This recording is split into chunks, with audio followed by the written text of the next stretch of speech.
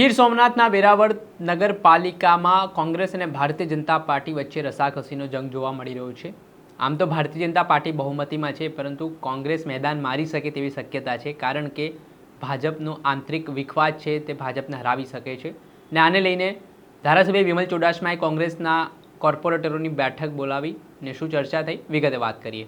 વૈષ્ણવજન તો તેને કહીએ જે પીડ પરાઈ જાનાને રે।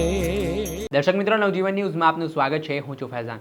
વાત કરીએ તો આ વખતે સ્થાનિક સ્વરાજ્યની ચૂંટણી ખૂબ જ રસપ્રદ રહી, રોમાંચક રહી।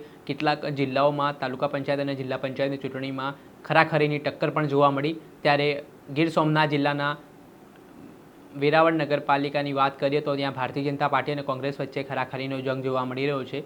ભાજપ પાસે 24 જીતેલા ઉમેદવાર છે, ત્યારે કોંગ્રેસ પાસે 20 જેટલા જીતેલા ઉમેદવાર છે। ત્યારે આવી પરિસ્થિતિમાં ભારતીય જનતા પાર્ટી એમ કહેવાય ત્યાં સત્તા બનાવવા જઈ રહી છે, પરંતુ બીજી તરફ કોંગ્રેસ દ્વારા પણ હવે ચાણક્ય નીતિ અપનાવવાની શરૂઆત કરવામાં આવી રહી છે।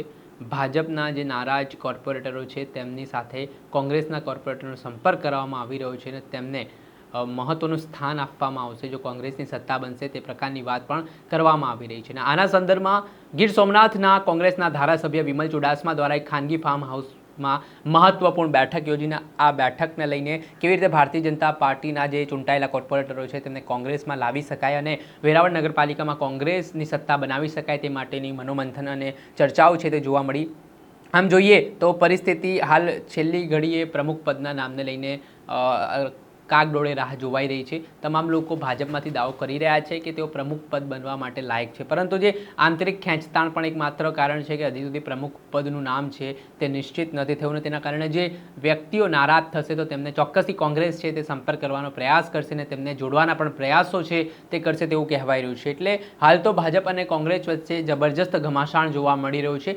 4 ઉમેદવારો કોંગ્રેસને ખૂટી રહ્યા છે, જે જીતેલા કોર્પોરેટરો છે, અને ભારતીય જનતા પાર્ટીમાં આંતરિક સંતોષ છે ને તેના કારણે કદાચ જો કોંગ્રેસ આમાં દાવ રમે છે, કોઈ પત્તા ખોલે છે ને ભાજપના જે નારાજ કોર્પોરેટરો છે તેમને મનાવવામાં સફળ થાય છે, તો ક્યાંક ને ક્યાંક વેરાવળ નગરપાલિકામાં પાછું પલટાઈ શકે છે, ખેલ બદલાઈ શકે છે ને એવી પરિસ્થિતિ નિર્માણ પામી શકે છે। ત્યારે 19 તારીખે નગરપાલિકાના પ્રમુખ પદ માટે પણ બેઠક યોજાવાની છે અને આમાં ચર્ચા થવાની છે। ત્યારે હવે જોવાનું રહ્યું કે કોંગ્રેસમાંથી કોણ માસ્ટર સ્ટ્રોક રમે છે ને ભારતીય જનતા પાર્ટી પોતાના જે 24 જીતેલા કોર્પોરેટરો છે તેમને રાખવામાં પાર્ટીમાં કેવી રીતે અકબંધ રહે છે, કેવી રીતે આંતરિક નારાજગી અને અસંતોષ છે તે ખાળવામાં ભારતીય જનતા પાર્ટીમાં સફળ રહે છે ને કોંગ્રેસ કઈ રીતે ભાજપના કોર્પોરેટરો જે નારાજ છે તેમને પોતામાં સમાવવામાં મદદરૂપ થાય છે, સફળ થાય છે, તે આવનારા સમયમાં ખબર પડશે। દર્શક મિત્રો, આવા જ નવા વિડીયો સાથે આપણે માહિતગાર કરતા રહીશું, એટલે નવજીવન ન્યૂઝને લાઇક કરી લો, સબસ્ક્રાઇબ કરી લો અને વધુમાં વધુ શેર કરો।